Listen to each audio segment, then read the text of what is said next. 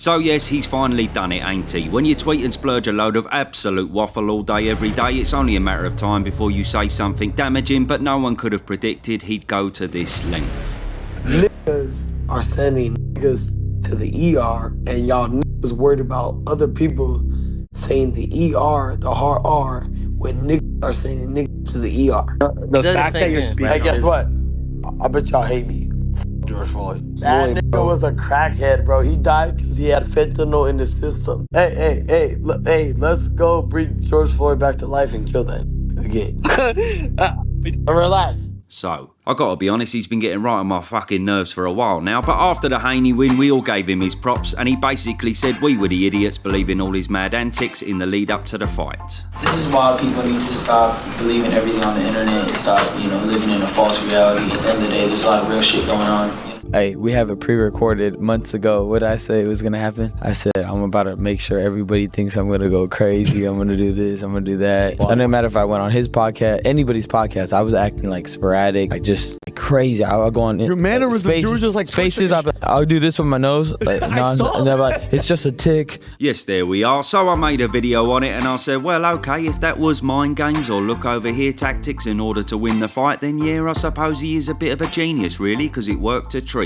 But now I've realised I'm the complete fucking knobhead for saying that, because in hindsight he just went way too far with it all, pretending to have a twitch, saying he's drinking and smoking whilst training, drinking a beer on the scales, tweeting about the most mental shit I've ever heard, the list goes on, and in a nutshell it was just an over-the-top difficult watch that made us all worried, confused and uncomfortable. Then he went on to miss weight for the fight, and I mean that's bad enough by the way, and he pretty much admitted to doing it on purpose, but then to fail a drug test as well is just ridiculous. On paper he literally couldn't have cheated any more than he did. And I am way past the discussion of did he do it, did he not? If you think he's innocent then fair enough, but I've not seen one shred of evidence from his end showing otherwise, so how can we believe his claim that he's innocent? In fact, how can we believe anything the man says? And this is the ultimate problem that he's got. He said all these vile things the other day, then alluded to mental health problems and that he's going to go to rehab, but when he tells us he lied about everything and trolled us all throughout the Haney build-up, it's simply difficult to know where the lies end and the truth starts, or if he's just simply acting like a total donut. Now don't get me wrong, of course I feel for anyone with mental health issues, but when you say you're going to check yourself into rehab and a couple of days later you're skipping it for your brother's fight, that just means you've told another lie. And even as I'm making this video he puts out a tweet about microdosing shrooms. I mean, bloody hell, that's a brilliant tweet to send out to your millions of followers, of which most are impressionable young kids who idolise and listen to you. He knows full well you can't say stuff like that when you're in the public eye, and he knows full well tweeting this sort of bollocks is going to put him back in the headlines. So I want to know, does everyone think that's a clear sign of mental health problems, or is that just attention seeking? Genuine question, because I'm a bit fucking lost with it all, to be honest. Now this is all a bit delicate because mental health is a strong topic these days, and I've got as much sympathy as the next bloke for anyone out there suffering. Ryan's clearly not 100%, but I don't know if that means we've got to give him a pass for acting like a complete fucking plonker lately, and you gotta be honest, the timing is quite convenient. He didn't mention going to rehab after all the other twisted shit he said recently, like the vile remarks about Caleb Plant's wife. Honey, you know it's off limits with his wife and kids. Come on, Ryan. I don't know about his kids, but I know about his wife. And that's a point. Why has nobody around him intervened to stop him tweeting and using social media all the friggin' time? He tweets more than I fucking blink. I'm just gonna throw it out there, if I'd have been saying what this man's been saying lately, my mum would have knocked me spark out and my dad would have put an end to the functionality of my fucking fingers. He'd have broke every one of them to stop me using my phone, and they would both have done everything in their power to sort me out. In regards to Ryan's family distancing themselves from all this and saying he has mental health issues, well, this is where the whole thing becomes a bit bewildering, because you also said the Haney build-up, where we all thought he actually did have issues, was actually one big troll. That's what they get. Ryan was trolling. I told people, he's trolling. He wants to get to fucking Devin's head. Fucking, it wasn't beer he drank, it was apple cider. But we fucked everybody up. We confused them.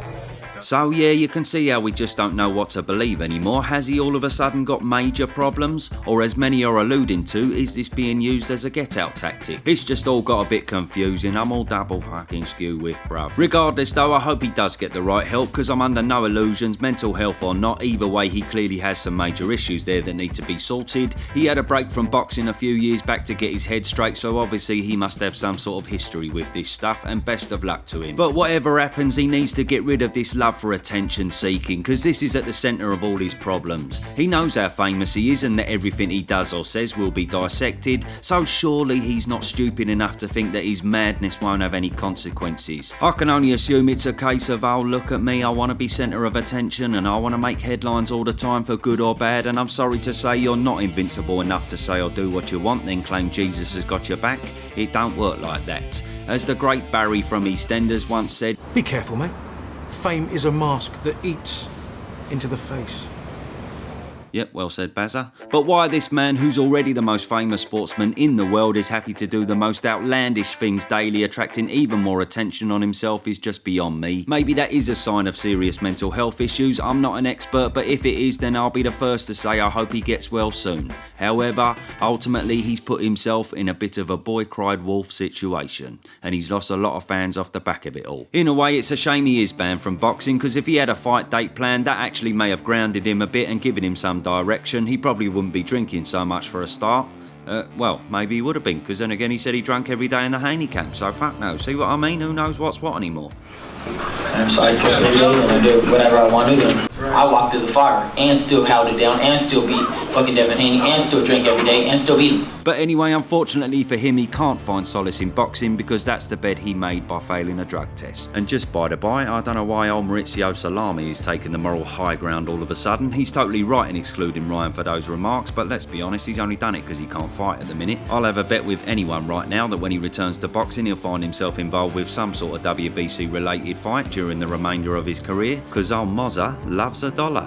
And I didn't see him excluding Manny Pacquiao after his backlash in 2016. He was still in the rankings and to this day is hailed as a WBC legend, and there were no repercussions for Devin Haney saying what he said to Lomachenko. It's nowhere near as bad as what Ryan said, but there's still a bit of venom there. So you ain't fooling me, Mozzie, me old son. We'll see how you feel about it when there's a great big fucking check dangling in front of ya. But anyway, back to Ryan. And yes, one thing is certain, he's clearly drinking too much, which may actually be the explanation for a lot of this, because we all do ropey stuff after a skinful. It's not an excuse for the awful stuff he said of late, but once again, hopefully he can sort this and nip it in the bud. What, you want sparkling? Yeah. Oh, my bad. I don't quit. I don't like the Matrix, and I don't like you. You think this is a joke, bro? Stop messing with me, bro. You look stupid. Weirdo. The last I've seen is a news article showing him saying goodbye to his kids as he apparently does finally go into rehab, so let's hope it's legit and let's hope he can turn his life around. But yes, he's got a long way back and the fall from grace has been nothing short of monumental. Let's see what unfolds. Let me know your thoughts and I'll see you double soon.